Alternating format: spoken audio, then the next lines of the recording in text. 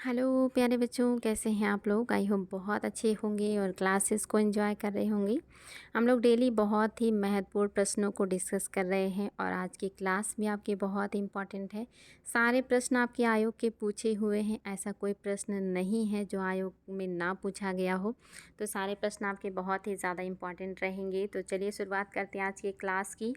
और आज आपका पहला प्रश्न है, निम्नलिखित में से किसने सुझाव दिया था कि भारत की स्वतंत्रता के बाद भारतीय राष्ट्रीय कांग्रेस को एक राजनीतिक दल के रूप में भंग कर दिया जाना चाहिए। कह रहा है, निम्नलिखित में से किसने सुझाव दिया था कि भारत की स्वतंत्रता के बाद भारतीय राष्ट्रीय कांग्रेस को एक राजनीतिक दल के रूप में भंग कर दिया जाना चाहिए। पहला ऑप्शन है राजगोपालाचारी, दूसरा है जयप्रकाश नारायण, तीसरा है आचार्य कृपलानी और चौथा है महात्मा गांधी। आपको बताना इसमें से कौन है जिन्होंने सुझाव दिया कि जब भारत आज़ाद हो जाए तो राष्ट्रीय कांग्रेस को, जो कि एक दल के रूप में है, इसको भंग कर दिया जाना चाहिए। तो निश्चित ही याद रखेंगे, बहुत इंपॉर्टेंट क्वेश्चन है कि आपका ऑप्शन नंबर 4 बिल्कुल सही है। महात्मा गांधी ने ये सुझाव दिया था कि जब भारत आज़ाद हो जाए तो जो आपका भारतीय राष्ट्रीय कांग्रेस है, इसको एक राजनीतिक दल के रूप में नहीं रखना चाहिए, इसको भंग कर दिया जाना चाहिए।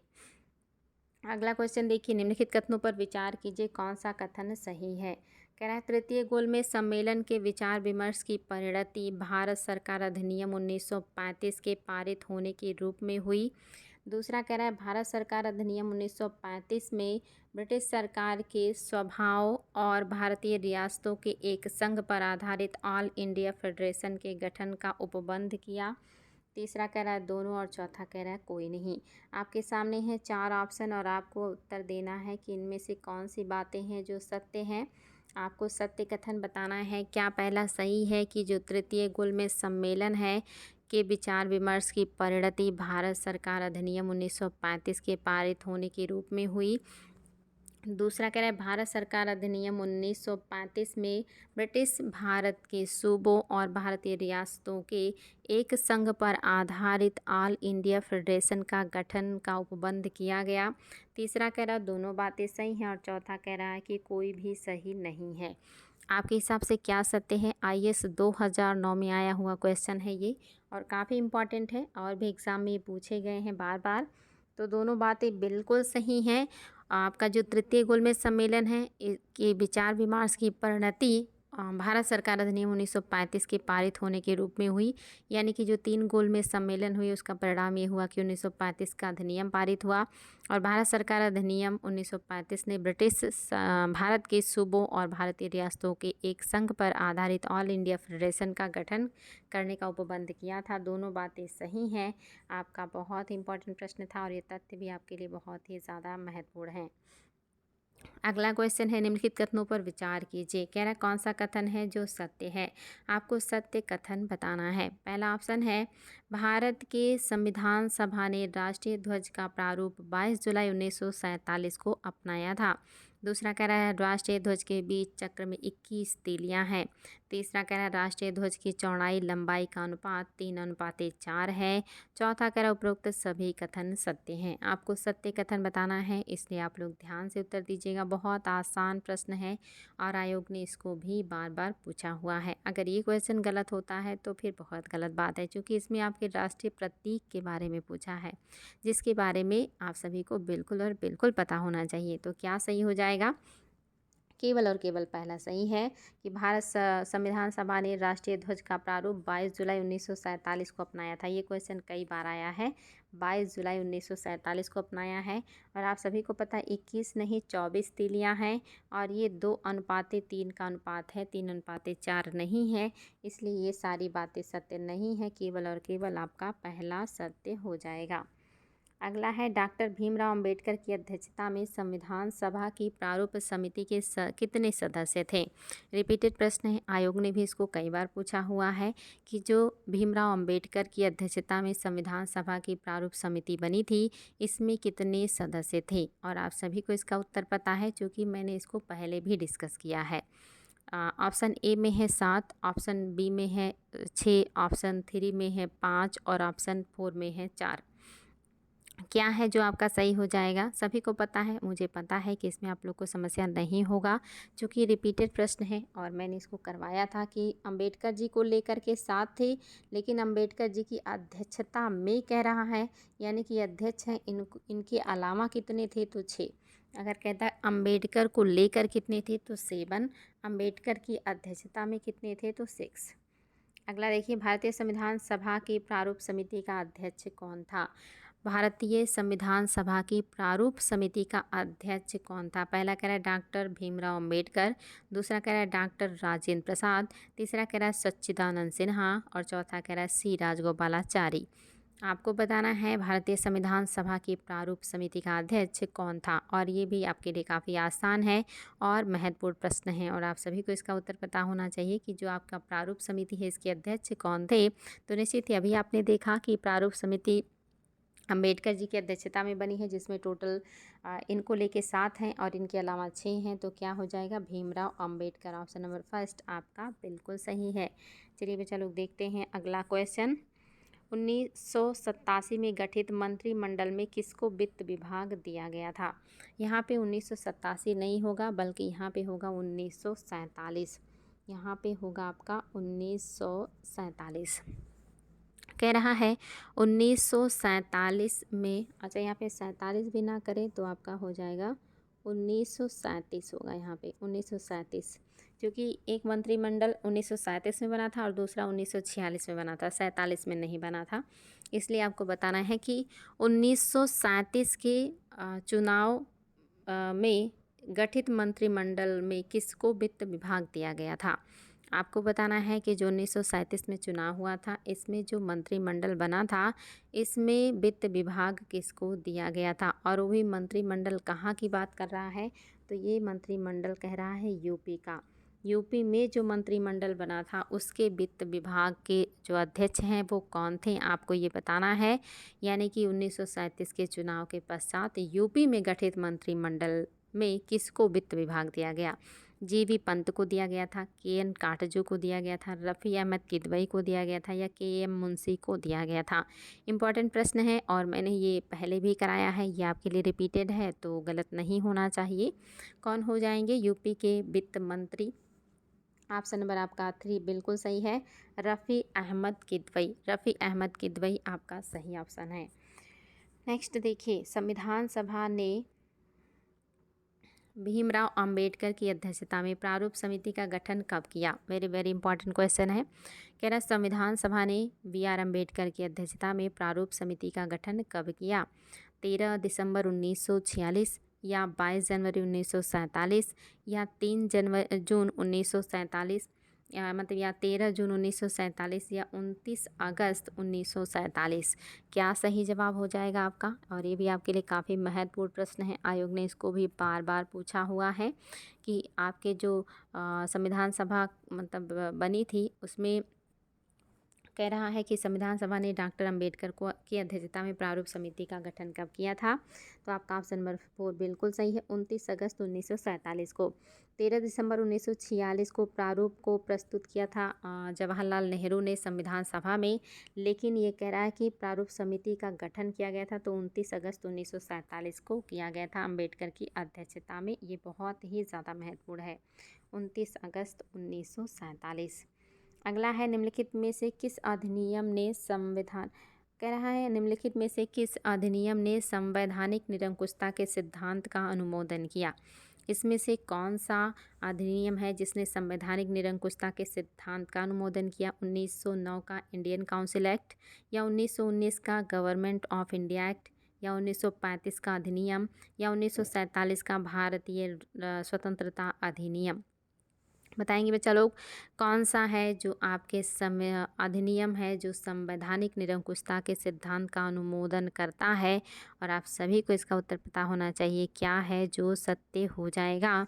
याद रखेंगे क्या सही है, 1935 के अधिनियम को ही कहा गया है संवैधानिक निरंकुशता के सिद्धांत का अनुमोदन करने वाला, 1935। संविधान सभा के प्रांतीय संविधान समिति का अध्यक्ष कौन था? संविधान सभा के प्रांतीय संविधान समिति का अध्यक्ष कौन था? ये भी रिपीटेड प्रश्न है। क्या ये डॉक्टर अंबेडकर हैं, या जवाहरलाल नेहरू हैं, या राजेंद्र प्रसाद हैं, या सरदार पटेल हैं? आप सभी को इसका उत्तर पता है, क्योंकि मैं ये क्वेश्चन पहले भी करवा चुकी हूँ। रिपीटेड प्रश्न है तो याद रखेंगे क्या सत्य है, सभी को पता है, सरदार पटेल। ऑप्शन नंबर 4 एकदम से सही है। नेक्स्ट है आपका अंबेडकर, भीमराव अंबेडकर का जन्म और मृत्यु कब हुआ था? ये क्वेश्चन भी आपका रिपीटेड है। आयोग ने भी इसको कई बार पूछा हुआ है। पहला कह रहा है 1886 में जन्म और 1951 में मृत्यु। दूसरा कह रहा है 1891 में जन्म और 1956 में मृत्यु। तीसरा कह रहा है 1877 में जन्म और 1961 में मृत्यु। चौथा कह रहा है 1889 में जन्म और 1961 में मृत्यु। क्या है जो सही हो जाएगा? और इसका उत्तर भी आप सभी को पता है, क्योंकि ये मैं आपको पहले भी करवा चुकी हूँ, तो बहुत ही आसान है आप सभी के लिए। क्या सत्य हो जाएगा? ऑप्शन नंबर आपका 2 बिल्कुल सही है। 1891 में जन्म हुआ था और 1956 में उनको निर्वाण प्राप्त हो गया था। अगला, किस वर्ष में जनगण मन को भारत के राष्ट्रगान के रूप में अपनाया गया? किस वर्ष जनगण मन को भारत के राष्ट्रगान के रूप में अपनाया गया था? पहला ऑप्शन है 1948, दूसरा है 1949, तीसरा है 1950 और चौथा है 1951। और इसका उत्तर भी आप सभी को पता है, क्योंकि ये भी आपके लिए बहुत ही इम्पॉर्टेंट प्रश्न है। तो जो सत्य है वो कौन सा ऑप्शन सही हो जाएगा? ऑप्शन नंबर आपका 3 बिल्कुल सही है। 1950 को ही जनगण मन, जो कि आपका राष्ट्रीय गान है, इसको अपनाया गया था। 1950 अगर ऐसे पूछे डेट तो 26 जनवरी 1950 को। आगे देखिए नेक्स्ट क्वेश्चन, संविधान पांडुलेखन समिति का निम्न में से कौन सदस्य नहीं था? संविधान पांडुलेखन समिति का कौन सदस्य नहीं था? मोहम्मद सादुल्लाह, के.एम. मुंशी, ए.के. अय्यर या Jawaharlal Nehru? Very very important प्रश्न, और आप सभी को इसका उत्तर पता होगा, ऐसा मैं उम्मीद करती हूँ। कि जो संविधान की पांडुलेखन समिति, जिसको प्रारूप समिति कहते हैं, इसमें कौन है जो सदस्य के रूप में शामिल नहीं है? यानी कि उन 7 लोगों में इनमें से कोई एक व्यक्ति है जो शामिल नहीं है। और निश्चित ही आप सभी को पता है कि कौन है वो जो शामिल नहीं है। याद रखेंगे, ऑप्शन नंबर 4 आपका बिल्कुल सही है। जवाहरलाल नेहरू पांडुलेखन समिति या प्रारूप समिति में शामिल नहीं थे। नेक्स्ट क्वेश्चन, भारतीय संविधान को अपनाया गया था संविधान सभा द्वारा, ब्रिटिश संसद द्वारा, गवर्नर जनरल द्वारा या भारतीय संसद द्वारा? 4 ऑप्शन है आपके सामने, भारतीय संसद, गवर्नर जनरल, ब्रिटिश संसद और भारतीय संविधान या संविधान सभा। बताएंगे किसके द्वारा आपके संविधान को या भारतीय संविधान को अपनाया गया था? और ये क्वेश्चन भी कई बार पूछा गया, और इसका उत्तर भी आप सभी को पता है कि भारतीय संविधान को कौन अपनाता है। तो ऑप्शन नंबर फर्स्ट बिल्कुल है, संविधान सभा जो है यही भारतीय संविधान को अपनाता है। अगला क्वेश्चन देखिए, भारत के संविधान के निर्माण में संविधान सभा को कितना समय लगा था? ये तो सभी को रटा वाला प्रश्न है, बिल्कुल नींद में भी बता देंगे कि कितना टाइम लगा था आपके संविधान को बनने में। तो इसमें तो कोई दम नहीं है। इस प्रश्न का उत्तर तो आप सभी को पता है। क्या हो जाएगा? 2 वर्ष 11 माह 18 दिन, या 2 वर्ष 7 माह 23 दिन, या 2 वर्ष 11 माह 17 दिन, या 3 वर्ष 11 माह 5 दिन? बहुत ही आसान प्रश्न है, इसमें तो कोई दम नहीं है। तो ये तो निश्चित ही सभी को रटा हुआ है कि 2 वर्ष 11 माह 18 दिन यही टाइम पीरियड है आपके संविधान के बनने की, जिसमें लगभग कितनी बैठकें हुई थी? कल के क्लास में आपने सॉल्व किया था, आपकी कितनी बैठकें हुई थी? लगभग आपकी 12 बैठकें हुई थी। भारत शासन द्वारा राजकीय चिन्ह कब से अंगीकृत किया गया था? ये तो बहुत ही ज़्यादा शानदार प्रश्न है कि भारत सरकार द्वारा या शासन द्वारा राजकीय चिन्ह कब से अंगीकृत किया गया था? स्टेट जो आपका एम्बलम है, आपने इसको कब अपनाया था? 15 अगस्त 1948 को, या 2 अक्टूबर 1947 को, या 26 जनवरी 1948 को, या 26 जनवरी 1950 को? राष्ट्रीय जो आपका चिन्ह है, इसको आपने कब अपनाया है? तो सभी को इसका उत्तर पता है। क्या है जो सही हो जाएगा? आपका ऑप्शन नंबर 4 बिल्कुल सही। 26 जनवरी 1950 को राष्ट्रीय चिन्ह को अपनाया गया था, अंगीकृत किया गया था। 26 जनवरी 1950। संविधान निर्मात्री परिषद की झंडा समिति के अध्यक्ष कौन थे? ये भी बहुत इंपॉर्टेंट प्रश्न है। संविधान निर्मात्री परिषद की झंडा समिति के अध्यक्ष कौन थे? राजगोपालाचारी थे। दूसरा कह रहा है राजेंद्र प्रसाद, तीसरा कह रहा है जेबी कृपलानी और चौथा कह रहा है डॉक्टर BR अम्बेडकर। आपको बताना है झंडा समिति के अध्यक्ष कौन थे और आप सभी को इसका उत्तर पता है क्या है जो सही हो जाएगा। झंडा समिति के अध्यक्ष कौन थे? फटाफट उत्तर दीजिएगा। आपका ऑप्शन नंबर जो 2 है ये बिल्कुल सही है। राजेंद्र प्रसाद ही झंडा समिति के अध्यक्ष थे। याद रखिएगा, बहुत ही ज़्यादा महत्वपूर्ण प्रश्न है। अगला क्वेश्चन देखिए, भारतीय संविधान देने का प्रस्ताव संविधान सभा द्वारा पारित किया गया था। आपको बताना है कि जो आपका भारतीय संविधान है, या कहिए कि भारतीय संविधान या भारत को एक संविधान देने का प्रस्ताव संविधान सभा द्वारा कब पारित किया गया। भारत को एक संविधान देने का प्रस्ताव संविधान सभा द्वारा कब पारित किया गया था? कह रहा 26 जनवरी 1946, 22 जनवरी 1947, 20 फरवरी 1947 या 26 जुलाई 1947। आपके सामने ऑप्शन है और ये क्वेश्चन आपका बहुत इंपॉर्टेंट है और आप सभी को इसका उत्तर पता होना चाहिए क्या है जो आपका सत्य हो जाएगा। तो याद रखेंगे क्या सत्य है। ऑप्शन नंबर 2 सही है। 22 जनवरी 1947 को भारतीय संविधान यानी कि जो आपका भारत है इसको एक संविधान देने की बात की गई थी, यानी कि भारत को एक संविधान देने का प्रस्ताव संविधान सभा द्वारा 22 जनवरी 1947 को किया गया था। ऑप्शन नंबर 2 आपका बिल्कुल सही है। भारत की स्वतंत्रता के समय में किस पार्टी की सरकार थी? आपको बताना है कि भारत का जब स्वतंत्रता चल रहा था उस समय इंग्लैंड में किस पार्टी की सरकार थी? भारत की स्वतंत्रता के समय इंग्लैंड में कौन से सरकार की जो है मतलब किसकी सरकार थी, आपको ये बताना है। इंग्लैंड में किसकी सरकार थी? फटाफट उत्तर देंगे कौन हो जाएंगे। आपके सामने ऑप्शन है और आप सभी को इसका उत्तर पता है। कांग्रेस होगी या कंजर्वेटिव पार्टी होगी या लेबर पार्टी होगी या लिबरल पार्टी होगी। निश्चित इसमें भी कोई दम नहीं है, रटा हुआ प्रश्न है। सभी को पता है कि आपका जो ऑप्शन नंबर सी है या 3 है बिल्कुल सही है। लेबर पार्टी की सरकार थी जब भारत की स्वतंत्रता मतलब भारत को स्वतंत्रता मिली थी उस समय। भारतीय संविधान सभा की पहली बैठक कब हुई थी? 26 जनवरी 1950, 15 अगस्त 1940, 9 दिसंबर 1946 या 19 नवंबर 1949। कौन सा है जो सही हो जाएगा? क्वेश्चन फिर से देख लीजिए। कह रहा है भारतीय संविधान सभा की पहली बैठक कब हुई थी? 26 जनवरी 1950 या आपका 15 अगस्त 1940 या 9 दिसंबर 1946 या 19 नवंबर 1949। तो हमने कल के क्लास में ही देखा था कि 9 दिसंबर 1946 को पहली बैठक हुई थी जिसमें सच्चिदानंद सिन्हा को अस्थायी अध्यक्ष चुना गया।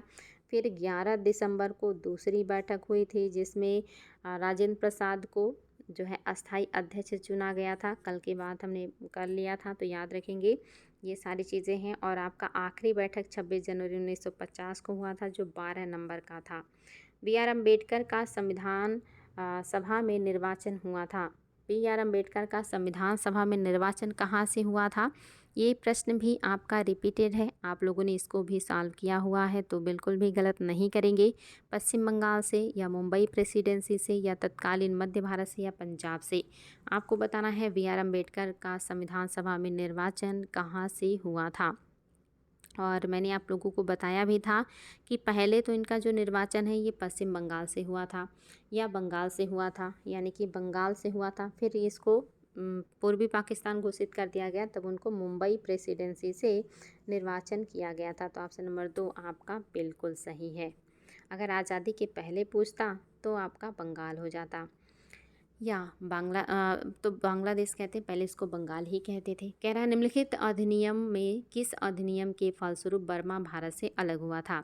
आपके सामने अधिनियम दिया है, आपको बताना इसमें से किस अधिनियम के तहत जो आपका भारत है इससे जो आपका बांग्लादेश है ये अलग हो गया था। यानी कि बांग्लादेश नहीं बर्मा कहेंगे, बर्मा को म्यांमार कहा जाता है। तो बताएंगे बर्मा या म्यांमार अलग हुआ था किस अधिनियम द्वारा? इंडियन काउंसिल एक्ट 1909 या गवर्नमेंट ऑफ इंडिया एक्ट 1919 या गवर्नमेंट ऑफ इंडिया एक्ट 1935 या इंडियन इंडिपेंडेंस एक्ट 1947। ये भी आपका रिपीटेड प्रश्न है और बहुत इंपॉर्टेंट है। आयोग ने इसको कई बार पूछा हुआ है। आपका जो सही है वो आपका ऑप्शन नंबर 3 बिल्कुल सही है। इंडियन आपका काउंसिल एक्ट जो था या गवर्नमेंट ऑफ इंडियन एक्ट 1935, इसी के तहत बर्मा को भारत से अलग करके 1937 में अलग देश बना दिया गया था। 1935 के तहत अलग हुआ, लेकिन हुआ कब है? 1937 में अलग हुआ है। तो आपका ऑप्शन नंबर 3 सही है। भारतीय संविधान सभा ने राष्ट्रीय ध्वज कब स्वीकार किया था? ये भी देखिए बहुत ही महत्वपूर्ण प्रश्न है और आयोग ने इसको भी कई बार पूछा हुआ है और आज ही की क्लास में प्रश्न हुआ है आपका। बताएंगे कि आपका जो राष्ट्रीय ध्वज है इसको हमने कब स्वीकार किया? 22 जुलाई 1947, 23 जुलाई 1947, 25 जुलाई 1947 या 15 अगस्त 1947 को।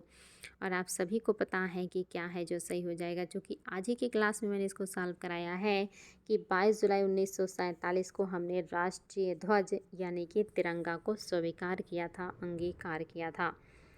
नेक्स्ट कह रहा है संविधान सभा में उद्देश्य प्रस्ताव निम्न में से किसके द्वारा प्रस्तुत किया गया था? संविधान सभा में उद्देश्य प्रस्ताव को किसने प्रस्तुत किया था? पहला है बी.आर. अम्बेडकर, दूसरा है जवाहरलाल नेहरू, तीसरा है राजेंद्र प्रसाद और चौथा है सी.डी. देशमुख। आपको बताना है कि जो आपका उद्देश्य प्रस्ताव है इसको संविधान सभा में किसने प्रस्तुत किया था। And very very easy question. इसके पहले ही क्वेश्चन में हमने सॉल्व करते हुए इस चीज़ को अच्छे से डिस्कस कर लिया है कि कौन सा आपका है जो कि सही हो जाएगा। तो क्या सत्य हो जाएगा बच्चा लोग? निश्चित ही आप सभी को पता है कि आपका जो ऑप्शन नंबर 2 बिल्कुल सही है। जवाहरलाल नेहरू ने ही 13, अभी हमने बात की ना, 13 जो है आपका दिसंबर 1946 या 47 के दरमियान इन्होंने ही ये काम किया था। तो 13 दिसंबर याद होगा आपको। भारतीय संविधान को 26 नवंबर 1949 को किसके द्वारा अधिनियमित किया गया था? आपके भारतीय संविधान को 26 नवंबर 1949 को किसके द्वारा अधिनियमित किया गया था? पहला कह रहा है संविधान सभा द्वारा, दूसरा कह रहा है भारत के गवर्नर जनरल द्वारा, तीसरा कह रहा है भारतीय संसद द्वारा और चौथा कह रहा है ब्रिटिश संसद द्वारा। क्या है जो आपका सही हो जाएगा? भारतीय संविधान को 26 नवंबर 1949 को किसके द्वारा अधिनियमित किया गया था? अगर आपको प्रस्तावना याद है तो ये सारे क्वेश्चन कभी गलत नहीं होंगे। तो क्या सत्य हो जाएगा? यहाँ पे होगा आपका संविधान सभा। ऑप्शन नंबर फर्स्ट आपका बिल्कुल सही है। संविधान सभा द्वारा ही इसको अंगीकृत और अधिनियमित किया गया था। अगला क्वेश्चन देखिए, निम्नलिखित में से कौन अगस्त 1946 में गठित प्रथम अंतरिम सरकार का सदस्य नहीं था? इनमें से कौन है जो 1946 में गठित प्रथम अंतरिम सरकार के सदस्य नहीं हैं? राजगोपालाचारी, ऑप्शन पहला है आपका राजेंद्र प्रसाद, दूसरा है राधा कृष्णन, तीसरा है जगजीवन और चौथा है राजगोपालाचारी। आपको बताना है इसमें से कौन है जो अंतरिम सरकार के सदस्य नहीं हैं, आपको उनका नाम बताना है। और ये प्रश्न भी आपका बहुत ही ज़्यादा इम्पॉर्टेंट है, याद रखिएगा। आपका जो सही है वो है ऑप्शन नंबर आपका 2, यस, राधा कृष्णन। राधा कृष्णन जो है 1946 में गठित अंतरिम सरकार के सदस्य नहीं हैं। राजेंद्र प्रसाद हैं, जगजीवन राम हैं, सी राजगोपालाचारी हैं, लेकिन राधा कृष्णन नहीं है। ये प्रश्न बहुत ही ज़्यादा पूछा गया है आयोग के द्वारा। नेक्स्ट देखिए, निम्नलिखित में से किस एक अधिनियम द्वारा भारत में संघीय न्यायालय की स्थापना की गई थी?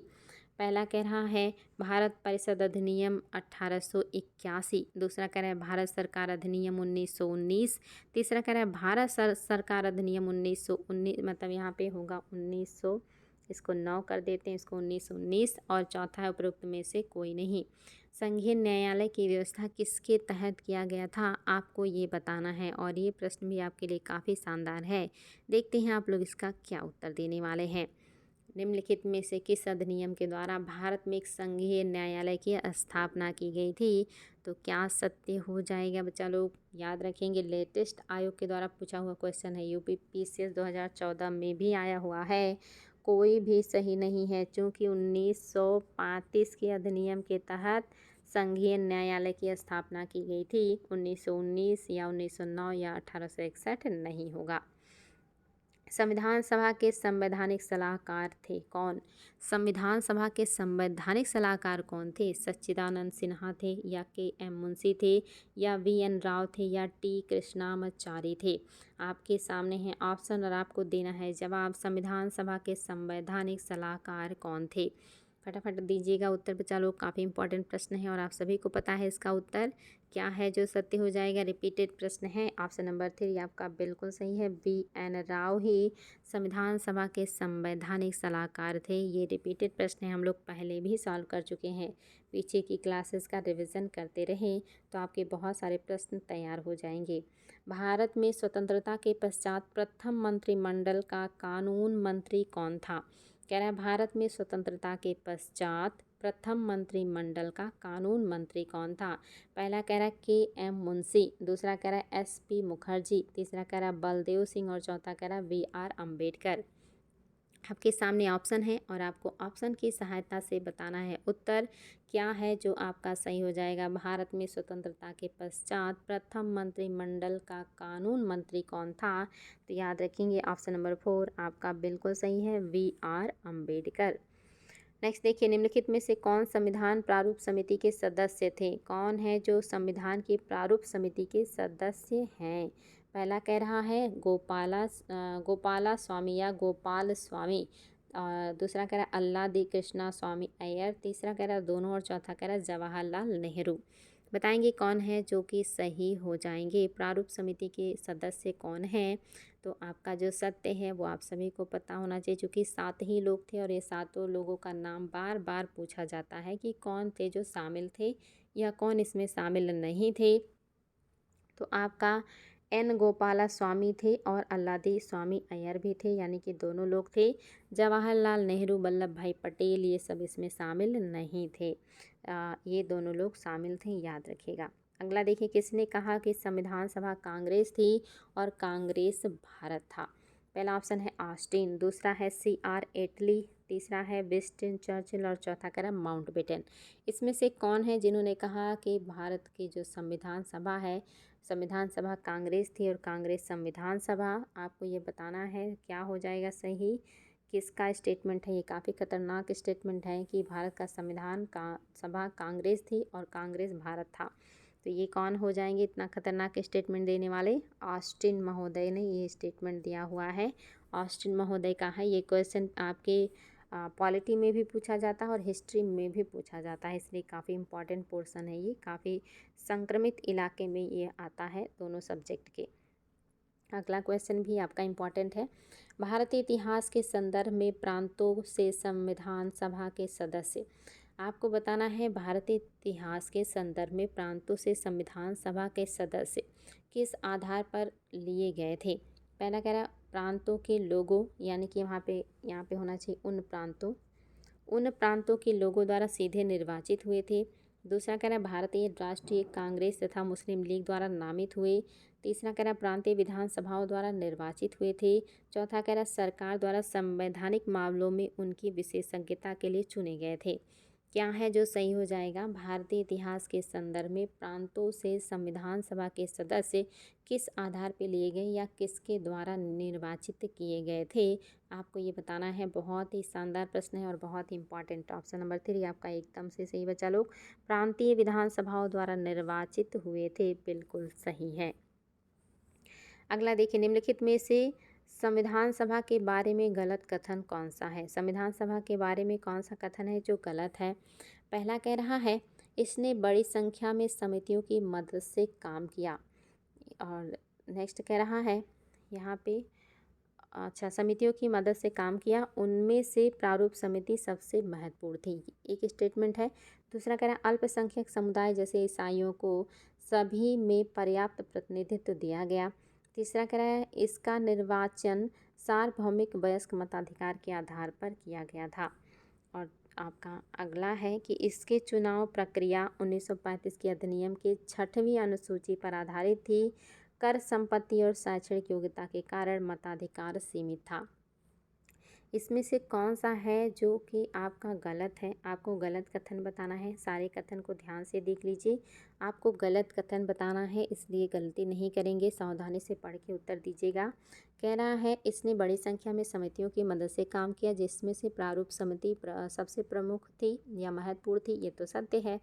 दूसरा कह रहा है अल्पसंख्यक समुदाय जैसे ईसाइयों को ईसाइयों को सभी में पर्याप्त प्रतिनिधित्व दिया गया था। तो आप सभी को पता है कि आपका ये कथन भी सत्य है। तीसरा कह रहा है इसने निर्वाचन सार्वभौमिक वयस्क मताधिकार पे किया गया था। क्या इसका निर्वाचन सार्वभौमिक वयस्क मताधिकार पर हुआ था?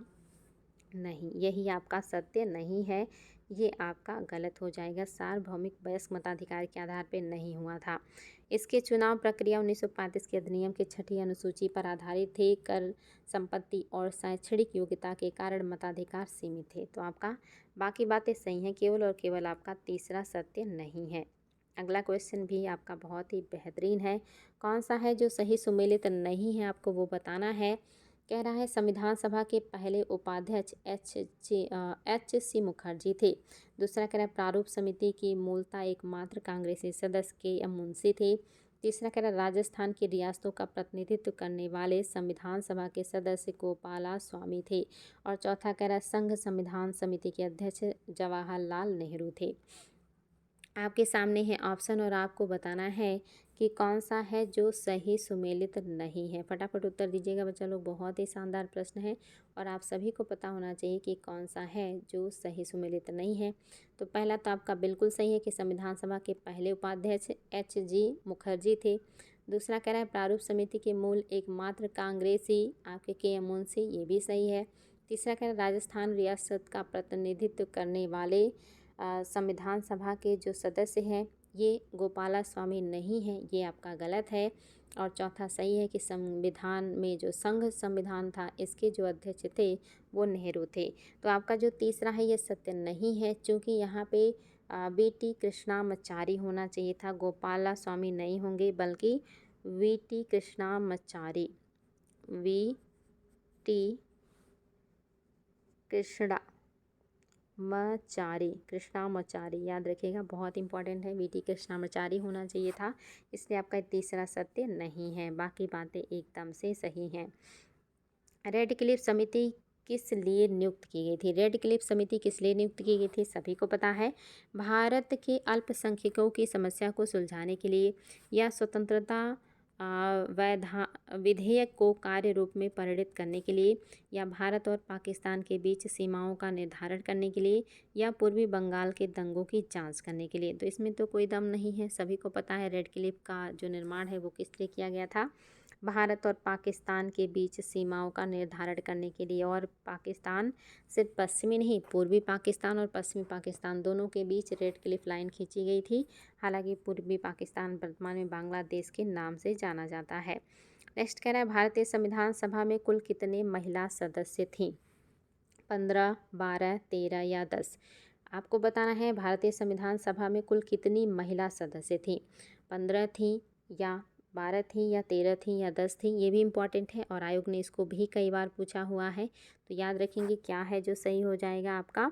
कितनी महिला सदस्य थी भारतीय संविधान सभा में? तो ऑप्शन नंबर फर्स्ट एकदम सही है। 15 महिला सदस्य भारतीय संविधान सभा में शामिल थीं। अगला कह रहा है भारतीय संविधान सभा में भारतीय संविधान का तृतीय वाचन कब प्रारंभ हुआ था? ये क्वेश्चन भी बहुत ही ज़्यादा पूछा जाता है कि तृतीय वाचन कब शुरू हुआ था। कह रहा है संविधान सभा में भारतीय संविधान का तृतीय वाचन कब प्रारंभ हुआ था। पहला कह रहा है 14 नवंबर 1949, दूसरा कह रहा है 14 नवंबर 1948, तीसरा कह रहा है 25 नवंबर 1948 और चौथा कह रहा है 25 नवंबर 1949। क्या है जो सही हो जाएगा आपको ये बताना है। और ये भी आपके लिए काफ़ी महत्वपूर्ण प्रश्न है कि आपका तृतीय वाचन कब हुआ था। तो आपका ऑप्शन नंबर फर्स्ट बिल्कुल सही है। 14 नवंबर 1949 को ही तृतीय वाचन हुआ था। ये आपको बिल्कुल याद होना चाहिए। 14 नवंबर 1949 3 वाचन हुए थे और ये तृतीय वाचन है।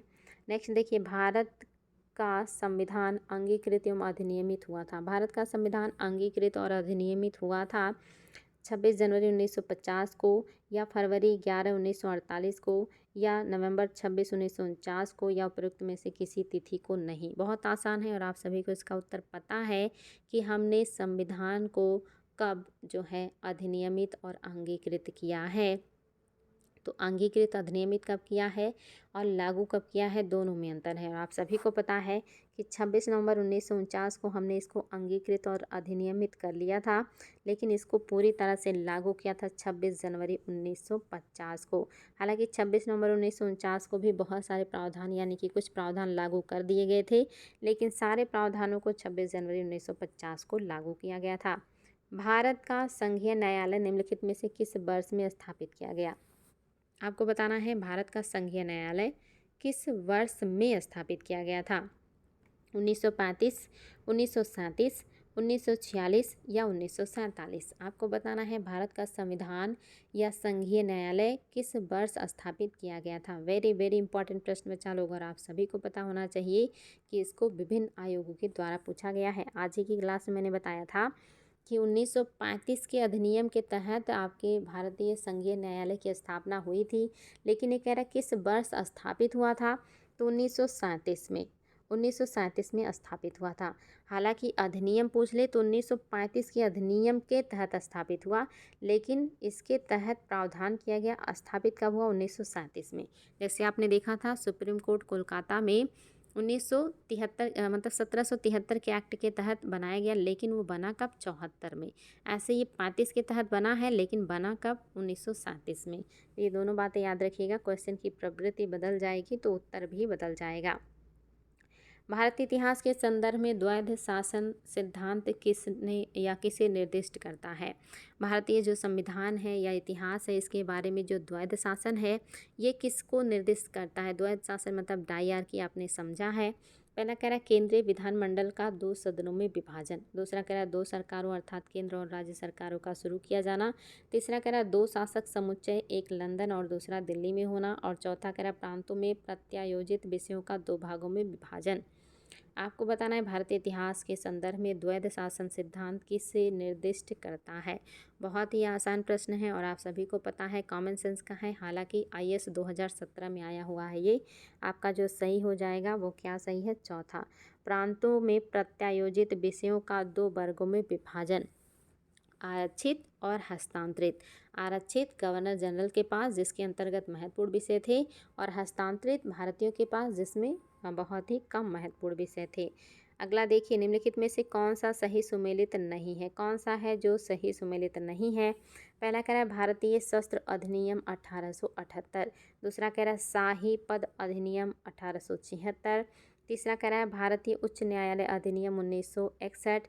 और चौथा कह रहा है भारतीय विवाह विच्छेद अधिनियम 1970। बताएंगे बच्चा लोग कौन सा है जो कि आपका सत्य नहीं है, और ये भी आपके लिए काफ़ी इम्पोर्टेंट है। तो बच्चा लोग क्या है जो सुमेलित नहीं है? तो याद रखेंगे जो सुमेलित नहीं है वो है आपका ऑप्शन नंबर 4, भारतीय विवाह विच्छेद जो अधिनियम है ये 1869 की घटना है। 69 की घटना है, 70 की नहीं है। बाकी शस्त्र अधिनियम 78 में आया था लिटन के टाइम में। शाही पद अधिनियम 1876 में आया था, ये भी लिटन के टाइम में, जिसमें विक्टोरिया को कैसर हिंद की उपाधि दी गई थी। और उच्च न्यायालय अधिनियम 1861 हमने इसको पढ़ा ही है। आपका जो विवाह विच्छेद अधिनियम है ये 1869 की घटना है। अगला क्वेश्चन देखते हैं, निम्नलिखित कथनों में कौन सा है जो सही है, कौन सा है जो सत्य है, आपको ये बताना है।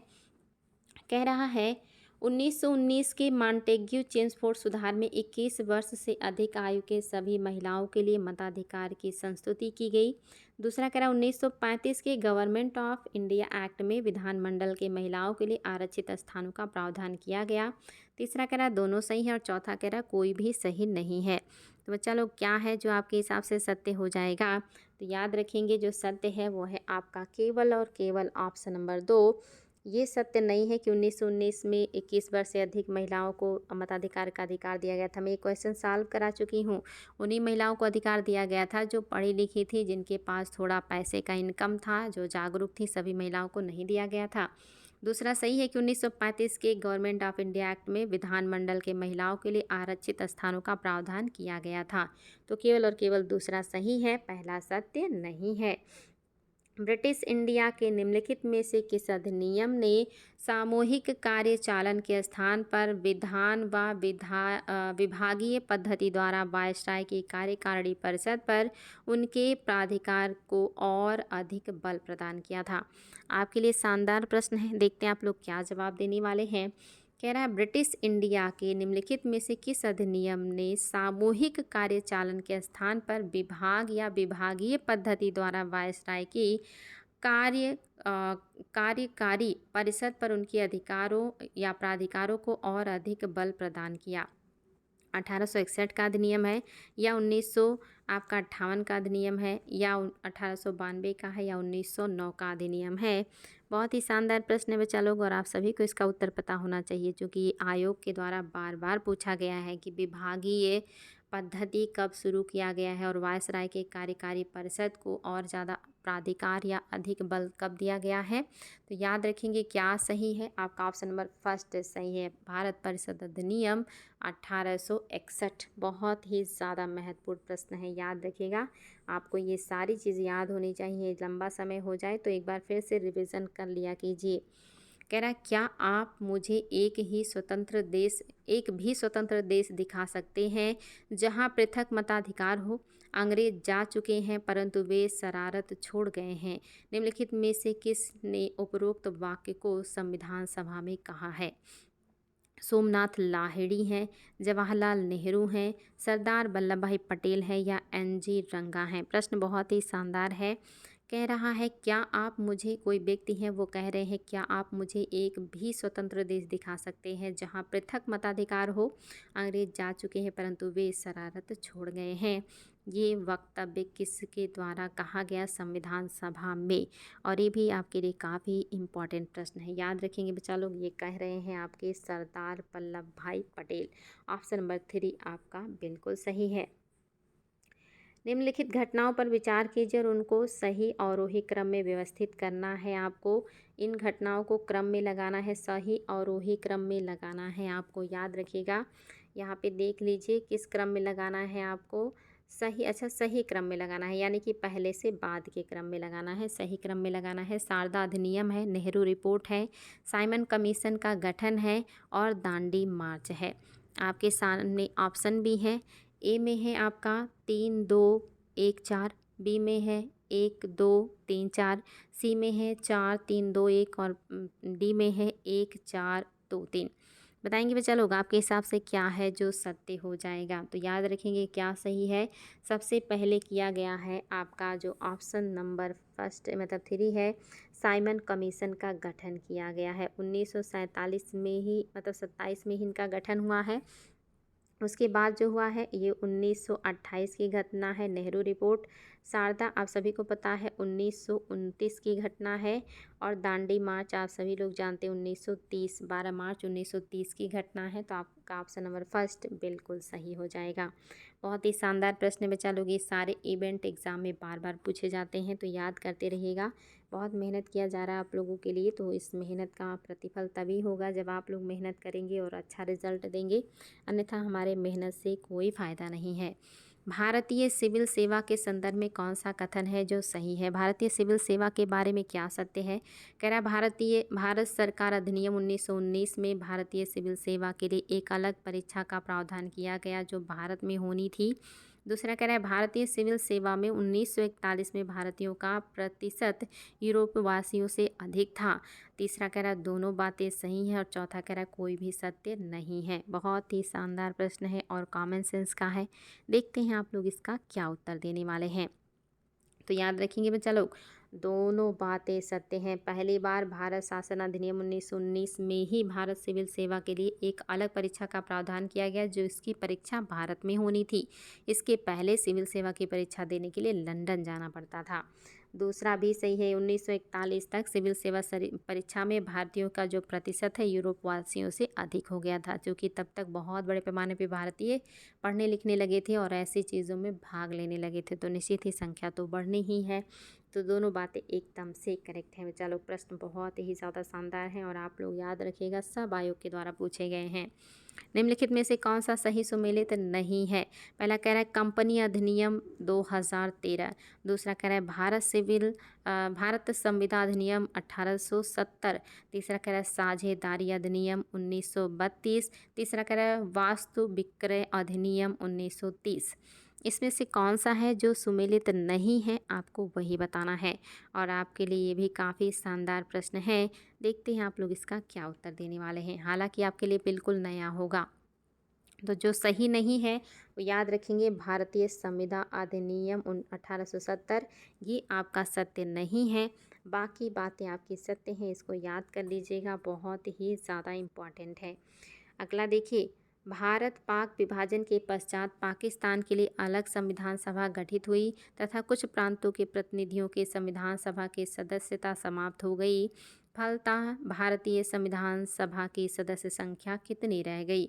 आपको बताना है, जब भारत और पाकिस्तान का विभाजन हुआ था उस समय बहुत सारे जो लोग थे या जो प्रांत थे या प्रतिनिधि थे, ये क्या हो गए, बट गए, अलग अलग देशों में चले गए। और जब संविधान सभा में ये बंटवारा हो गया, भारत में बंटवारा हो गया, तो कितने सदस्य संविधान सभा में रह गए थे? 299, 300 या 289 या 270? देखिए आपके सामने ऑप्शन है और आपको उत्तर देना है। प्रश्न आपको समझ में आ चुका है कि आपके भारत पाक विभाजन के पश्चात पाकिस्तान के लिए अलग संविधान सभा गठित हुई तथा कुछ प्रांतों के प्रतिनिधियों के संविधान सभा की सदस्यता समाप्त हो गई। फलतः भारतीय संविधान सभा की सदस्य संख्या कितनी रह गई? तो ये रह गई आपकी 299 रह गई बच्चा लोग। ऑप्शन नंबर आपका फर्स्ट बिल्कुल सही है, 299 रह गई थी। अगला कह रहा है संविधान सभा की अंतिम बैठक कब हुई? संविधान सभा की अंतिम बैठक कब हुई थी? पहला कह रहा है 25 जनवरी 1950, दूसरा कह रहा है 22 जनवरी 1950, तीसरा कह रहा है 24 जनवरी 1950 और चौथा कह रहा है 23 जनवरी 1950। तो जो लास्ट बैठक हुई है वो कब हुई है? उसके बाद संविधान लागू ही हो गया है। तो लास्ट बैठक याद रखिएगा कब हुई है, वेरी वेरी इंपॉर्टेंट, आयोग का पूछा हुआ प्रश्न है, तो इसको एकदम से याद कर लीजिएगा। 24 जनवरी 1950 को आखिरी बैठक हुई थी संविधान सभा की। उसके बाद 26 जनवरी 1950 को संविधान सभा को पूरी तरह से लागू कर दिया गया था। उद्देश्य प्रस्ताव में कितने अनुच्छेद थे? आपको बताना है उद्देश्य प्रस्ताव में कितने अनुच्छेद थे। आपके सामने ऑप्शन है, पहला ऑप्शन है आपका 10, दूसरा है 8, तीसरा है 9 और चौथा है 12। उद्देश्य प्रस्ताव में कितने अनुच्छेद थे, आपको ये बताना है और ये प्रश्न भी आपके लिए इम्पॉर्टेंट है।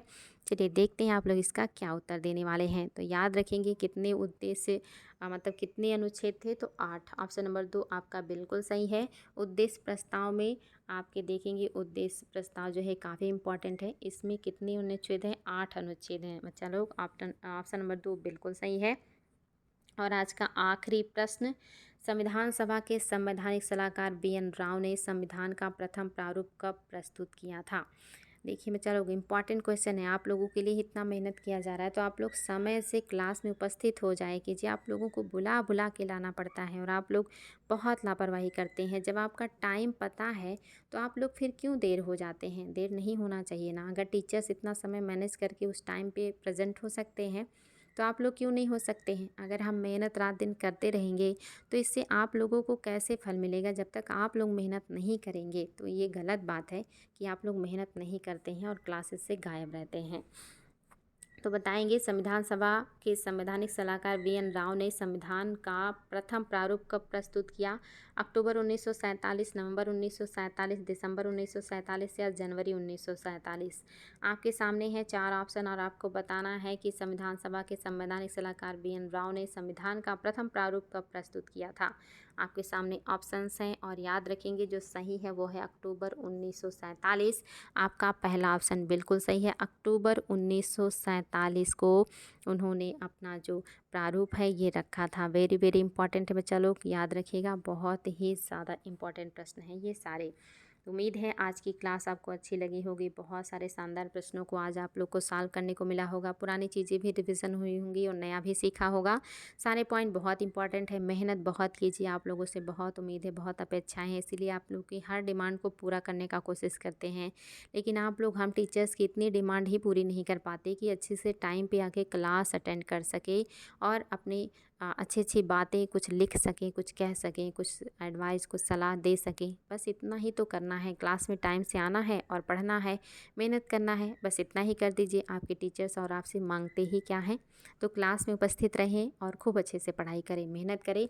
और क्लास कैसी लगी कमेंट बॉक्स में ज़रूर लिखें। हमें आपके कमेंट्स का इंतज़ार रहता है और हमें ही नहीं, सभी टीचर्स को अपने बच्चे के कमेंट्स का इंतज़ार रहता है। इसलिए सभी टीचर्स को कमेंट ज़रूर करें ताकि उन्हें भी मोटिवेशन मिले, ऊर्जा मिले मेरी तरह। तो आज के लिए इतना ही। Thank you so much.